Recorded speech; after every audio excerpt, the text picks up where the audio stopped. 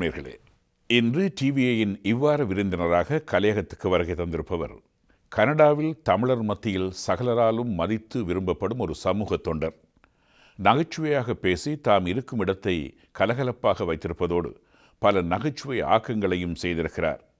அவர் இலங்கையில் ஒரு பதிவு செய்யப்பட்ட வைத்திய அதிகாரி, ரிஜிஸ்டர்ட் மெடிக்கல் ஆஃபீஸர். இப்பொழுது உங்களில் அநேகமானோர் சரியாக ஊகித்திருப்பீர்கள்.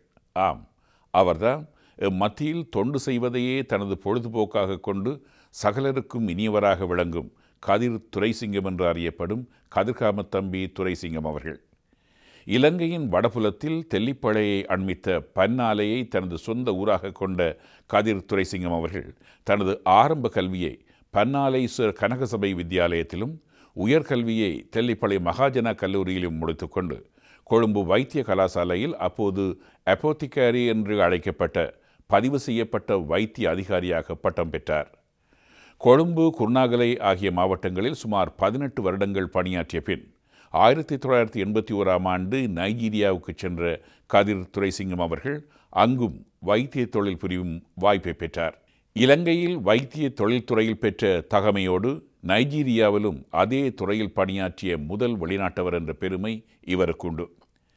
வட நைஜீரியாவில் பேசப்படும் ஹவுசா என்ற மொழியை கற்று அந்த மொழியிலேயே அங்கு வைத்திய சேவை புரிந்தவர்.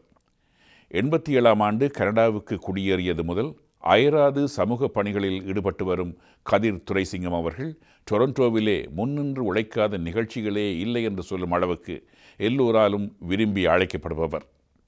நகைச்சுவை உணர்ச்சியை இயல்பாகவே கொண்டிருக்கும் இவர் ஐரோப்பாவில் வெளிவரும் வெற்றிமணி சஞ்சிகையில் தொடர்ந்து எழுதிய நகைச்சுவை சித்திரங்கள் காதோடு காதாக என்ற தலைப்பில் நூலுரு பெற்றிருக்கிறது.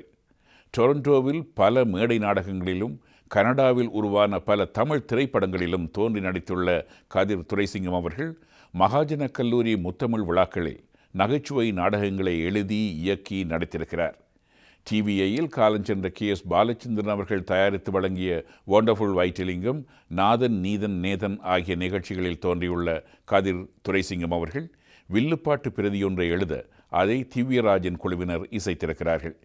இத்தகைய திறமைகள் எல்லாம் வாய்க்கப்பெற்ற கலை ஆர்வலர், சமூக தொண்டர், எல்லாவற்றுக்கும் மேலாக எல்லோராலும் விரும்பப்படும் ஒருவராகிய கதிர் துரைசிங்கம் அவர்களை டிவிஐயின் இவ்வாறு விருந்தினராக சந்திப்பதில் மகிழ்ச்சி அடைகின்றோம்.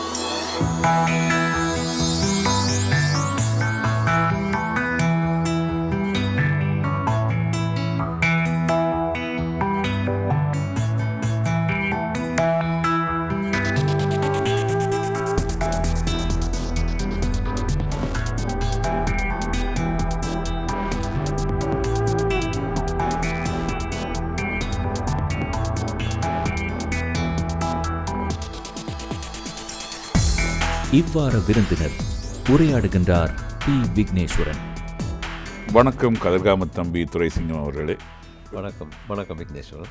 நாங்களுடைய முழு பேரை சொன்னாலும் கதிர் துரைசிங்கம் என்றால் இங்கே அறியாதவர்கள் இருக்க முடியாது. அவ்வளவு பிரசித்தமானவர்கள்.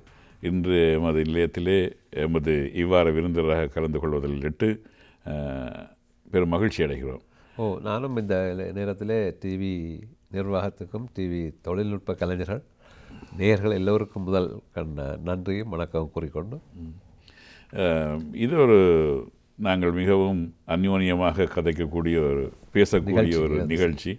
இதில் நீங்கள் இங்கே ஒரு சமூக சேவகராக பிரபல்யம் பெற்றிருக்கிறீர்கள். உங்களை எல்லோருமே அன்புடன் அழைக்கின்றார்கள். நீங்கள் எல்லா நிகழ்ச்சிகளிலும் பங்கு பெற்றுகின்றீர்கள். அந்த சமூக சேவை மனப்பான்மையை விட உங்களிடம் கலைத்துறை சார்ந்த திறமைகள் இருக்கின்றதையும் நாம் அறிவோம். அதை பற்றி கூறுங்கள். நீங்கள் கலைத்துறை சார்பு என்று சொன்னால் பெரிய கலைஞர் என்று சொல்கிற அளவுக்கு கலைத்துறையில் ஈடுபாடு என்று சொல்லலாது. ஆனால் எனக்கு கலை ஆர்வம் காரணமாக எல்லாவற்றிலும் தலையிட வேணும், எல்லாவற்றிலையும் ஒரு ஒரு பங்களிப்பு செய்ய வேணும். ஒரு பெரிய நிலைமைக்கு இல்லாவிட்டாலும் இது எந்த இதுலேயும் ஒன்று சின்னதிலிருந்து அந்த ஆவல் இருந்தது. அது அங்கே அது பெரிய சாத்தியமாக முடியவில்லை என்றால் நாங்கள் எங்களுடைய தொழில்துறையோட மட்டும் இருந்து கொண்டோம். நீங்கள் ஒரு ரிஜிஸ்டர்ட் மெடிக்கல் ப்ராக்டிஷனர் சொல்கிறது, இப்போ RMOன்னு சொல்கிறது, ஸ்ரேயஸ் லான் மெடிக்கல் காலேஜில் இருந்து அப்போதைக்கு ஆரம்பத்தில் சொல்லுவார்கள், பிறகு ரிஜிஸ்டர்ட் மெடிக்கல் ஆஃபீஸர் இப்போ பேர் மாற்றம் வந்திருக்கு. நாங்கள் ரிஜிஸ்டர்ட் ஆஃப்டர் 15 இயர்ஸ், 15 வருஷத்துக்கு பிறகு ரிஜிஸ்டர்டு மெடிக்கல் ப்ராக்டிஷனர். அப்போ அந்த துறையில் மட்டும்தான் நாங்கள் தங்கியிருந்தோம். அப்போ எங்களுக்கு கலை இதை பற்றி ஈடுபாடோ அல்லது வேற ஒரு துறை எழுத்தாளரை பற்றியோ கவிஞரை பற்றியோ கவித்துவத்தை பற்றியான ஈடுபாடு இல்லை. நல்ல காலம் இங்கே வந்ததால் ஒரு பெரிய ஒரு வட்டத்தை நாங்கள் காணக்கூடியதாக இருக்கிறது. இப்போ அங்கெல்லாம் உங்களே டிவியில் இருக்கிறேன்னு கேள்விப்பட்டிருப்போமே தவிர அங்கே வந்து காண வேண்டிய சந்தர்ப்பம் இல்லை. ஒரு நிகழ்ச்சிக்கு என்ன அங்கே போகிறதுக்கு தேவையும் இருந்திருக்காது. அப்படி கனப்பேரை நீங்கள் இங்கே பார்த்துருக்கின்றேன். அங்கே இந்த துறைகளிலே அவ்வளவு தூரம் அவர் நாட்டம் இல்லை என்று சொல்ல முடியாது. நேரமின்மையோ அல்லது பல காரணங்களால் அதை பற்றி அக்கறைப்படாது இருந்தவர்கள் இங்கே வந்து அதில் சிறப்பாக செய்கின்ற தன்மையை பார்த்துக்கணும். நமக்கு தெரிந்த ஒரு அன்பர் இருக்கின்றார் ஒட்டாவாவில். அவர் ஒரு ஆயுர்வேத வைத்தியர். இங்கே வந்து அவரோட அந்த பேரலைஸ்டாக போன பின்பு ஒரு சிறந்த ஓவியராக வந்து விட்டார். அது ஒரு வாய்ப்புகளை வசதிகளை கொடுக்கின்ற நாடு முதல் இந்த நாட்டுக்கு முதல் நன்றியாக இருக்கணும்ன்றது என்னுடைய முதல். எங்கே போனாலும் அதை சொல்லி தான் இதயம் ஆரம்பிக்கிறது. ஏனென்றால் இந்த சந்தர்ப்பத்தை கொடுக்குறது வேறு எங்குமே எங்களுக்கு கிடைச்சிருக்காது. எனக்கு மட்டுமில்லை, பலருக்கு இப்படிப்பட்ட வாய்ப்புகள் கிடைக்கிறதுக்கு ஒரு அருமையான. நீங்கள் கலைகளிலே அங்கு ஈடுபட்டாவிட்டாலும் கூட நீங்கள் சினிமா பாடல்கள் அது இயற்கையாகவே அங்கே இளைஞர்களாக இருப்பவர்கள் அல்லது எல்லோருமே இந்த சினிமா பாடல்களிலே மிகவும் நாட்டம் கொண்டவர்களாக இருப்பார்கள். சினிமாவில் ஈடுபடாதவர்கள் எவருமே இருக்க முடியாது. வந்து யார் சொன்னாலும் அது பொய்யாகத்தான் இருக்கும். எவருக்குமே அது ஒரு பெரிய ஒரு பொழுதுபோக்காகவும் அவர் கவரக்கூடிய ஒரு மீடியாவோ ஒரு ஊடகமாக அந்த காலத்தில். இப்போ அது கையுக்குள் வந்து விட்டது. அந்த காலத்தில் ஒரு எட்டாத விஷயமா இருந்தது. எப்படி ஒரு படத்தில் நடிக்கலாமா இல்லை படத்தை பார்க்குறதுன்றதே பார்ப்பதே ஒரு பெரிய விஷயமா இருந்தது. அது எட்டாவது இருந்த பொழுது அதற்குரிய அந்த அவாவும் கூடவாக இருந்தது. பதிவும் எண்ணத்தில் மனதில் பதிஞ்சதும் கூட பழைய காலத்தில் இருந்தது. அதை நாங்கள் ஒரு வித்தியாசமாக பார்த்ததாலே நல்லபடியாக நெஞ்சில் பதிஞ்சிருக்கு. நீங்கள் சொல்வது முற்றிலும் சார். நாங்கள் இப்பொழுது டிவிடி எடுத்து வீட்டில் எத்தனையோ படங்களை பார்க்கணும், எது என்பதே நினைவில்லாமல் இருக்கு. ஒன்றுமே மனத்தில். ஆனால் சிறு வயதிலே ஒரு தியேட்டரில் போய் பார்த்த படம் அப்படியே காட்சி போன பயணம் தொடக்கம் எல்லாமே அது முழுதும் மனதில் பதிஞ்சிருக்காது.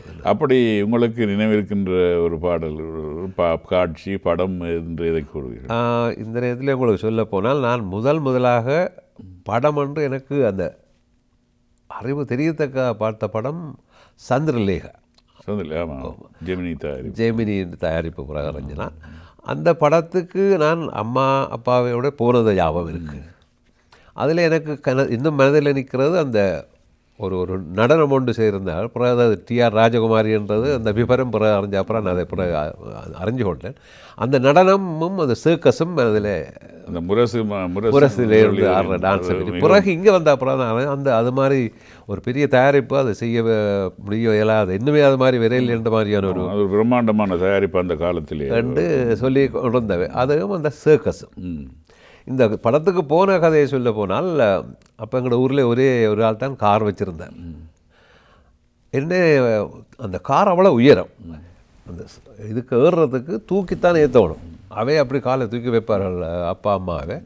எங்களை தூக்கித்தான் ஏற்றுவார்கள். அதில் இருந்த பழைய அந்த ஹோன் சைடில் இருக்கிற ஹோனும் அதை மாதிரி அவர் வந்து ஸ்டார்ட் பண்ணுவார், கிராங்க் பண்ணி ஸ்டார்ட் பண்ணுவார். அந்த காரெலாம் அப்படி போய் பார்த்தேன். அப்புறம் அந்த சர்க்கஸ் வந்து யாழ்ப்பாணம் போய் பார்த்ததும் எனக்கு ஞாபகம். அந்த சந்திரலேகா படத்தில் அந்த சர்க்கஸ் கூட்டம் இங்கே இலங்கைக்கு வந்து யாழ்ப்பாணமோ வந்து நாங்கள் போய் பார்த்த ஞாபகம் இருக்காது.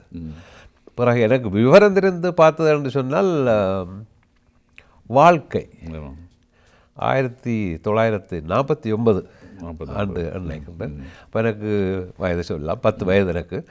அப்போ அது எனக்கு கொஞ்சம் அதில் இது இருக்குது. 2 காரில் வந்து 2 பேர் அடிபடிக்கணும், கதாநாயகம். பிறகு தான் அது அறிஞனது வைஜந்தி வைஜெயந்திமாலா, டிஆர் ராமச்சந்திரன். அந்த படம் எனக்கு இதாக கொஞ்சம் விளக்கம் கூடியதாக. அது ஏவிஎம் தயாரிப்பு, ஏவி மெய்யப்ப செட்டியார் அவர் தான் அதை இயக்கியிருந்தார். இயக்கியதும் படது அதில் வைஜெயந்திமாலா முதலாக நடித்ததான். 13 வயதிலே கதாநாயகியாக நடித்து முதலாக வந்தது. நல்ல அழகாக இருந்தால் அது டிஆர் ராமச்சந்திரன் எனக்கு அந்த நேரத்திலேயோ இப்போ யோசிச்சு பார்த்தாலே அவர் பொருத்தமானவராக மாதிரியே எனக்கு அவருடைய அவரை ஏவிஎம் தயாரிப்புகளில் அதிகமாக பயன்படுத்தினாங்க. அவர் மிகவும் பிரபல்யமாக இருந்தார். அவருடைய மொழிக்கண்ணும் இது ஒரு களவெடுத்தாள் கண் மாதிரியான கண். அதில் அந்த பாட்டு எனக்கு உன் கண்ணன் ஏமாற்றினால் அது இருக்குது. அந்த பாட்டு டட்டா டட்டா அப்படி ஒழுங்கில் பாடிக்கொண்டு போகணும். அது கிட்ட ஞாபகம் இருக்குது. எண்ணி எண்ணி பார்க்க மனம் இன்ப கொண்டாடுதுன்னு இவ பாடுற பாட்டு. அது நல்லா பதிச்சு நான் கொஞ்சம் காலம் அதை முணுமுணுத்து கொண்டு தெரிஞ்ச காலம் இருக்குது. எண்ணி எண்ணி பார்க்க மனம் இன்பம் கொண்டாடுதே, எண்ணி எண்ணி பார்க்க மனம் இன்பம் கொண்டாடுதே, என்னை அறியாமல் உள்ளம் துள்ளி விளையாடுதே, என்னை அறியாமல் உள்ளம் துள்ளி விளையாடுதே, எண்ணி எண்ணி பார்க்க மனம் இன்பம் கொண்டாடுதே, எண்ணி எண்ணி பார்க்க மனம் இன்பம் கொண்டாடுதே, என்னை அறியாமல் உள்ளம் துள்ளி விளையாடுதே, என்னை அறியாமல் உள்ளம் துள்ளி MS ராஜேஸ்வரி என்ற பாடகி பாடிய பாடல் உண்டு. இதில் ஒரு தகவலை நான் அறிஞ்ச தகவலை உங்களுக்கு சொல்லணும்னால் MS ராஜேஸ்வரி என்று தான் அப்போ அந்த காலத்திலேயும் சொல்லப்பட்டது, இசைத்தட்டிலையும் போட்டிருக்கிறாங்களாம். ஆனால் உண்மையாக அது பாடினது வைஜெயந்திமாலா. ஒரு தகவலை நீங்கள் அறிஞ்சிருப்பது தெரியல, ஒரு புது தகவல் உண்டு. அது அப்படியே பாட்ட புத்தகத்திலேயும் MS ராஜேஸ்வரி தான் பாடின, படத்திலேயும் போட்டதும் அதுதான். உண்மையாக பாடினது வைஜெயந்திமாலா தான். அதை செட்டியார் இதுவரையும் அதுக்கு என்ன தண்டையில் தெரியாது, வெளிவிட இல்லை. MS ராஜேஸ்வரி அந்த காலத்திலே பல பாடல்கள் பாடுகிறார். அவர்கள் இந்த குழந்தை வயசிலே சிறுவர்களுடைய குரலிலே பாடக்கூடியவர். பராசக்தி எல்லாத்துலேயும் பாடியிருக்கார். மாப்பிள்ளை வந்தார் மாட்டு வண்டி, சிட்டுக்குருவி.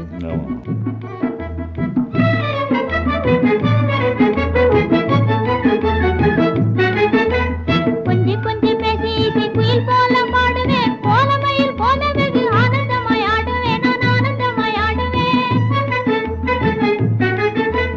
கொஞ்சி கொஞ்சி பேசி குயில் போல பாடுவேன், கோலமயில் போல வெகு அந்த பாடல் எழுதிய விதமும் அந்த பாடுகின்ற விதமும் அவர் அப்போ இந்த பாடல் எழுதின ஆக்களுடைய ஞாபகம் எனக்கு இருக்கு இல்லை. ஆனால் எங்களை அந்த காலத்தில் இருந்த பாடல்காரர் மருதகாசி, தஞ்சை ராமையதாஸ் அப்படி என்றதான் அந்த காலத்தில் ஆக்கள். இது யார் எழுதுன்னு எனக்கு தெரியல. சங்கீத மியூசிக் கூட எனக்கு பெருசாக சுதர்சனம் பாடியது. எண்ணி எண்ணி பார்க்க மனம் இன்பம் கொண்டாடுதே, எண்ணி எண்ணி பார்க்க மனம் இன்பம் கொண்டாடுதே, என்னை அறியாமல் உள்ளம் துள்ளி விளையாடுதே, என்னை அறியாமல் உள்ளம் துள்ளி விளையாடுதே. அடுத்ததாக உங்களுக்கு நினைவு வருகின்ற பாடல் இதை தொடர்ந்து எல்லா படம் வந்த நேரங்களில் பார்த்தது ஞாபகம் இருக்கு. உங்களை வீட்டில் அனுமதிப்பார்கள் அந்த காலத்தில்?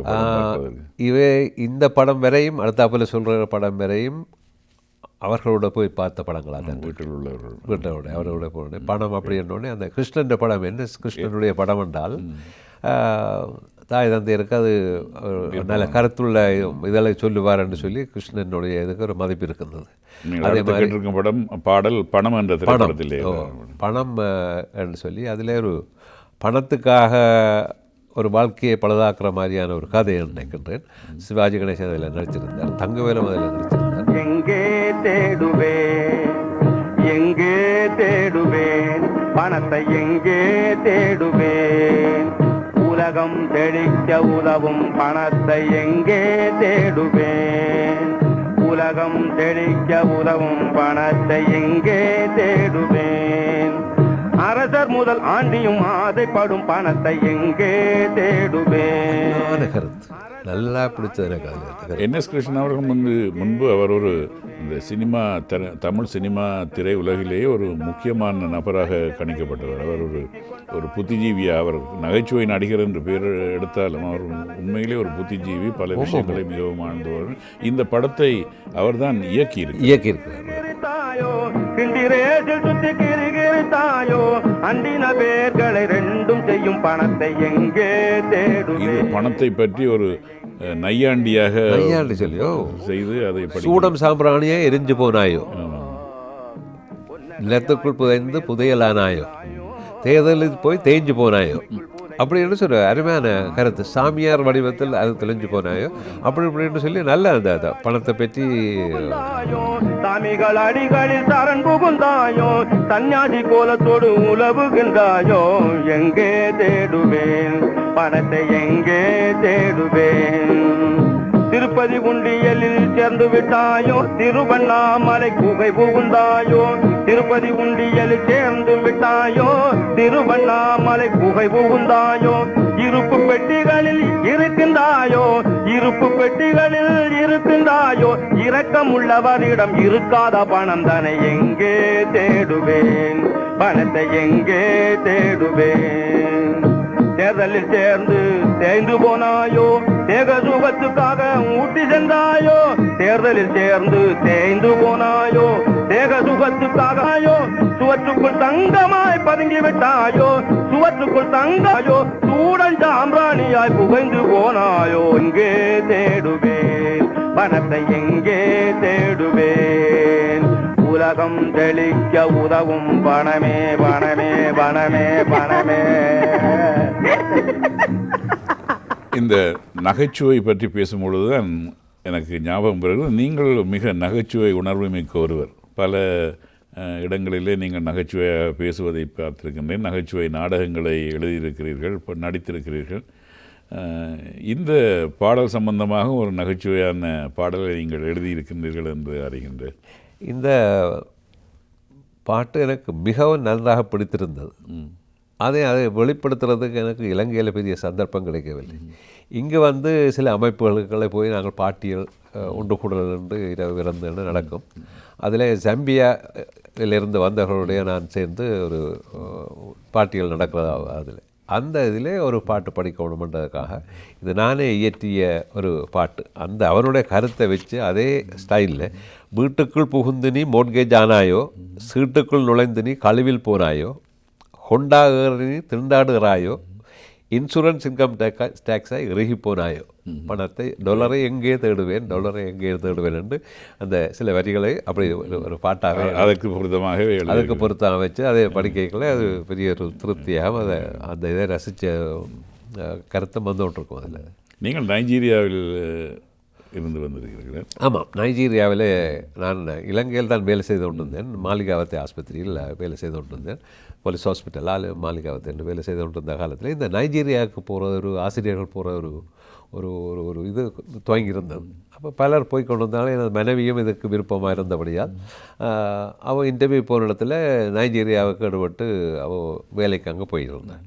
அங்கே அவள் மட்டும்தான் அனுப்புகிறதில்ல நான் நினச்சி கொண்டு வந்தேன். எனக்கு எங்களை இதை விட்டுட்டு போகிறது அவ்வளோ பெரிய ஒரு விருப்பம் இருக்க இல்லை. நான் வேலைக்காக போகவில்லை. அவள் நாங்கள் இங்கே எல்லோரும் வந்திருக்கிறேன், நீங்களும் பாருங்கன்னு சொல்லி எங்களோட டிபார்ட்மெண்ட்லேருந்து வேலை லீவ் எடுக்கிறது பெரிய கஷ்டம். சும்மா சொல்லி அவசியம் இல்லாத இதுன்னு சொல்லி ஒரு 3 மாத லீவில் போய் அங்கே போய் அப்புறம் வேலையை தேடி அங்கே நான் ஒரு வைத்திய அதிகாரியாக ஒரு ப்ரைவேட் மெடிக்கல் கிளினிக்கில் வேலை செய்யக்கூடிய சந்தர்ப்பங்கள் 5 ஆண்டுகள் அங்கே கடமையாற்றீர்கள். அடுத்து நீங்கள் அங்கே விரும்பி கேட்கின்ற பாடல் மணாளனே மங்கையின் பாக்கியம் என்ற திரைப்படத்திலே இடம்பெற்ற பாடல். மிகவும் ஒரு சிறந்த பாடல் உண்டு, தேசுல்லாத பாடல் தேசுல்லாவது என்ற அந்த படத்திலே பாடல்கள் எல்லாம் மிக பிரமாண்டமான அளவிலே அவை இசையமைக்கப்பட்டிருக்கின்றன, இசை ஒலிப்பதிவு செய்யப்பட்டிருக்கின்றன, படமாக்கப்பட்டிருக்கின்றன.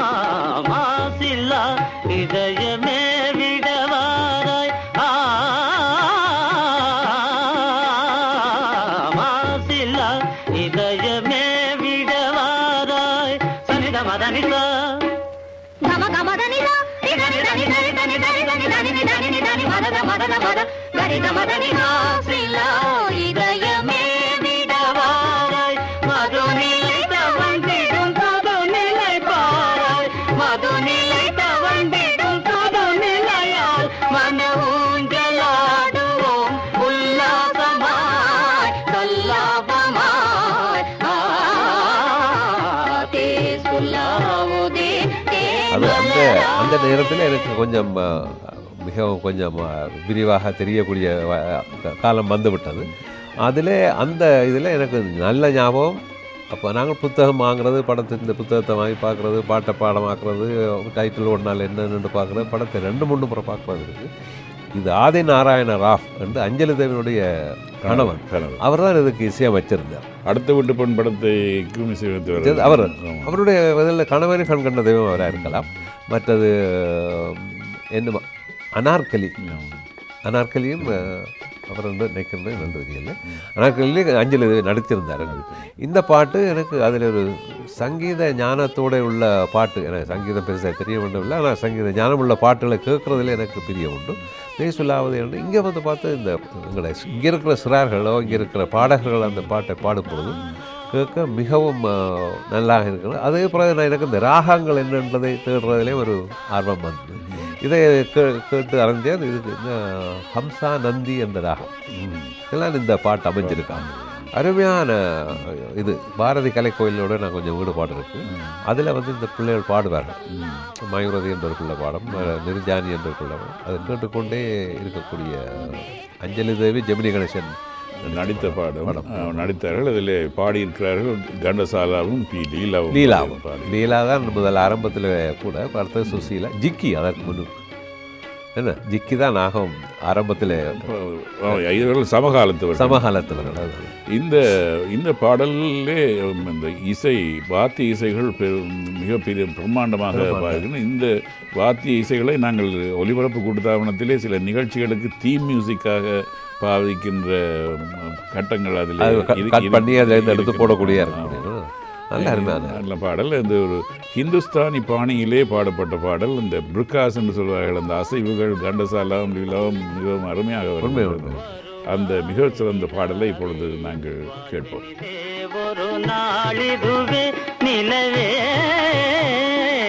ஓடிவா வெண்ணிலாவே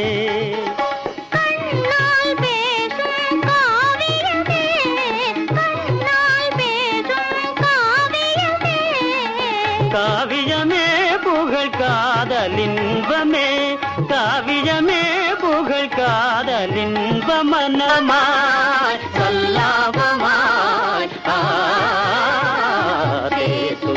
நீங்கள் கூறினீர்கள் இந்த மணாளனே மண்கையின் பாக்கியமும் படத்தை பார்க்கும் பொழுது நீங்கள் சற்று விருத்தெறிந்தவராக பார்க்கிறது. அதே காலகட்டத்திலே வந்த படம் தான் அலிபாபாவும் 40 திருடர்கள். அது 56ஆம் ஆண்டு. இது 57ஆம் ஆண்டு. அதான் முதலாவது கலர் படம் நினைக்கிறேன். ஆமாம், கலர் வந்தது. ஆனால் இப்போ இருக்கிற கலர் இல்லை, அது கேவா கலர். ஒரே கலர் தான் எல்லாம். என்னென்றாலும் அது ஒரு வித்தியாசமான ஒரு இதாக இருந்தது. என்னென்னா பார்க்க கலரில் வருதே படம்.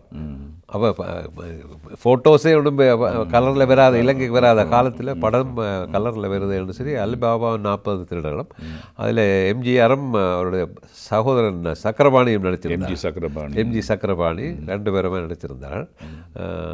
கலருக்கு இலங்கைக்கு முதல் வந்த படம் நினைக்கிறேன். இலங்கைக்கெல்லாம் இந்தியாவிலேயே தயாரிக்கப்பட்ட அந்த கலர் முதல் வந்த படம்.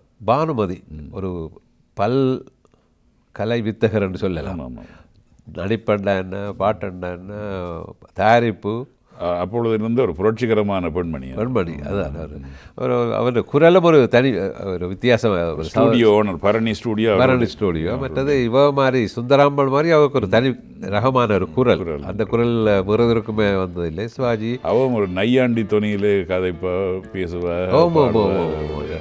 இந்த பாடல் உன்னை விட மாட்டேன் என்பது அவர் எம்ஜிஆரை ஒரு சக்கரபாணி நான் நினைக்கிறேன். தம்பியார் என்றாலும் இவர் அந்த சொத்தை எடுத்து போடுவாரோ ஏதோ அந்த பிரமையிலேயாக்கும் அவரை பிடிச்சு கட்டி வச்சாச்சு. அப்போ இவரை பண்ணாது இவரை விடுவிக்க இல்லை, தொலைத்து கட்டணுன்றது அவையன்ற முடிவு. விடுவிக்கணும் என்பது பானுமதின்ற இது. அது ஒரு பொய் வேஷமாக சொல்லி தான் இருந்தால் விடுங்க, என்னென்ன விடுங்க, நானே அந்த கத்தியால் அவரை குத்துறேன்னு சொல்லி இந்த கத்தியை கொண்டு அப்படி போவான். உன்னை விட மாட்டேன் அப்படி இப்படி எல்லாம் எல்லாரும் பயந்து எம்ஜிஆர் எல்லாருமே பயப்படுவாங்க. குத்த போறான்னு சொல்லி உன்னை விட மாட்டேன் உண்மையில்லானே, உன்னை விட மாட்டேன் உண்மையில்லானே, கபடமெல்லாம் கண்டு கொண்டேனே முன்பே தானே உன்னை விட மாட்டேன் உண்மையில் நானே கபடமெல்லாம் கண்டு கொண்டேனே முன்பே தானே உன்னை விட மாட்டேன் உண்மையில் நானே. மர்ஜானாவா மரியானா ஒரு முஸ்லீம் அவள் சுற்றி கொண்டு வந்து கடைசியை பார்த்து அவரை பின்னுக்கு கை கட்டி இருந்தது அந்த கத்தியாலே வெட்டி விடுவார். அதை வெட்டினோட அவர் அடிச்சு எல்லாம் வெட்டுக்கிட்டு ஓடிடுவார். பிற்காலத்தில் எல்லாம் பழக்கப்பட்டு விட்டன. அந்த காலத்தில் அது ஒரு பெரிய த்ரில் என்ன அது. இதுகள் மாயாஜாலங்கள் அதிலெல்லாம் இந்த மாயாஜாலங்கள் கொஞ்சம் இந்த கணவனிய கண்கண்ட தெய்வம், மற்றது பாதாள பைரவி, மாயா பஜார், மற்றது என்ன இதில் ஔவையாரில் கூட இந்த மாயாஜாலங்கள் கொஞ்சம் வந்த காலம் என்ன நல்லா இருந்தது. அந்த அதிலெல்லாம் பார்க்க எங்களுக்கு பெரும் பிரமிக்காக இருக்கும். தடி போய் ஆளை அடிக்கிற மாதிரி இருக்கும். இந்த பாடல் அலிபாபாவின் 40 பானுமதி அவர்கள் பாடி இருக்கிறார்கள்.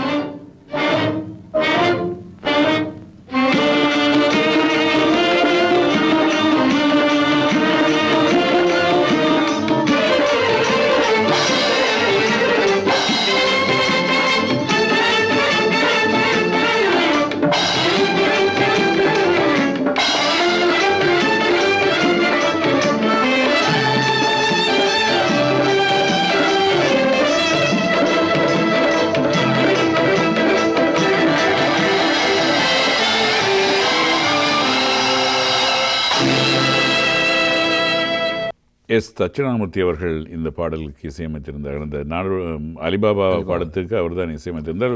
வித்தியாசமான இந்த மத்திய கிழக்கு இசைகள் அதிலே இசை பாவிக்கப்பட்டிருந்தது. இப்போ நாங்கள் இந்த ஏஆர் ரஹ்மான் மூலம் காண்றதை அப்போவே அது செய்திருக்கிறார். அடுத்த பாடல் ஒரு மிகவும் ஒரு ரம்யமான காதல் பாடல். வணங்காமுடி என்ற திரைப்படத்திலே இடம்பெற்ற பாடல். டி.எம். சௌந்தரராஜனும் பி. சுசிலா பாடின பாட்டு. அந்த வணங்காமுடி 57ஆம் ஆண்டு வந்தது. அது மிகவும் ஞாபகத்துக்கு இருக்கிற படம். ஏனென்று சொன்னால் அந்த ஆண்டு தான் நான் HSCயில் படித்து கொண்டிருக்கின்றேன். இங்கே இருக்கின்றார் அதிபர் கனசவாதி அவர்கள் ஆசிரியராக அங்கே வருகின்றார் மகாஜனா கல்லூரி. வந்தால் அவருடைய சோதனை மறுமொழி வரவில்லை. சயின்ஸ் பாட்னிசாலஜி மெயின், ஜுவாலஜி தான் அவற்றை மெயின். அப்போ பாஸ் பண்ணி வந்திருக்கிறார். ஆனால் ரிசல்ட்ஸ் வரவில்லை. கட்டாயம் பாஸ் பண்ணுவார்னு தெரியும். ஆனால் அவர் மெட்ராஸ்லேயே தங்கப்பதக்கம் எடுத்த ஒரு பிரபலமாக நம்பர் 1 முதலிடத்தை எடுத்த ஒரு பெருமையோடு வந்து சேர்ந்தார். வந்ததுக்காக ஆசிரியர் மாணவர்களை படத்துக்கு கூட்டிக் கொண்டு போன ஒரு நிகழ்ச்சி. புது விதமான அவர் ஒரு தோழன் மாதிரி தான் எங்களோட பழக துவங்கினார். அவரோட போய் பார்த்த படம் தான் இந்த வணங்காமுடி. ஆண்டு உங்களை அப்படியே நினைவு இருக்கிறது. 57 வந்து அந்த இடம் வேறு வந்தவர் ஆசிரியராக. அப்போ வணங்காமுடி என்று பார்த்தா சிவாஜின்றே அது ஒரு பிரமிக்கக்கூடிய அவருடைய இது. அந்த சிவாஜி கணேசன் அப்பொழுது உச்சத்துக்கு சென்று கொண்டிருக்கிறார். அவர் பராசக்தியில் ஆரம்பித்த இது வளர்ந்து விறு என்று வளர்ந்து கொண்டு போய் கொண்டிருக்கிறார். அதில் ஒரு சிற்பியாக கல் அடிப்பார்.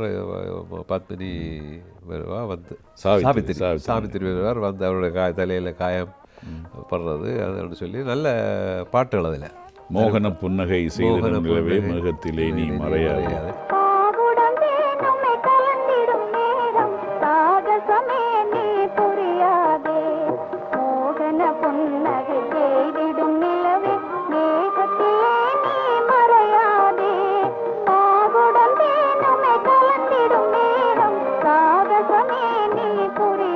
இது ஜி ராமநாதனுடைய மியூசிக்கா அல்லது இது அந்த ஆண்டிலே? ஆமாம், ஜி ராமநாதன். அப்போ அந்த காலத்தில் ஜி ராமநாதன் பாட்டுகள் அதிகமாக இருந்திருக்கு.